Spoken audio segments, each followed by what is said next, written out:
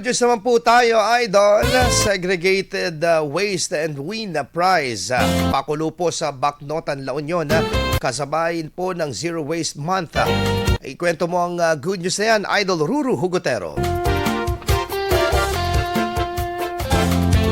Magsisegregate lang ng basura, may premyo na. Pwede ring manalo ng e-bike mula sa basura na ipinalit bilang raffle ticket. Yan ang naging pakulo sa ikalawang taon ng Zoom Basura sa Bacnotan, La Union. Mahigit 300 individual mula sa iba't ibang sektor ang nakaisa sa aktibidad na naglalayong isulong ang pangangalaga sa kalikasan alinsunod sa Republic Act 9003 o Ecological Solid Waste Management Act.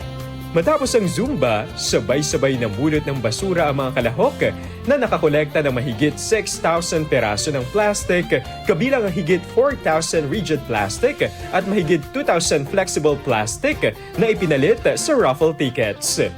Layunin ng programa na pagsamahin ang ehersisyo at advokasya sa wastong pamamahala ng basura at mahikayat ang publiko sa responsableng pagtatapon at segregation ng solid waste.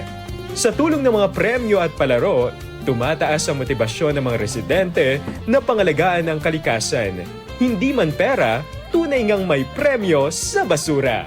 Yan ang ating good news. Ako si Idol Ruru Hugotero, Tatak IFM.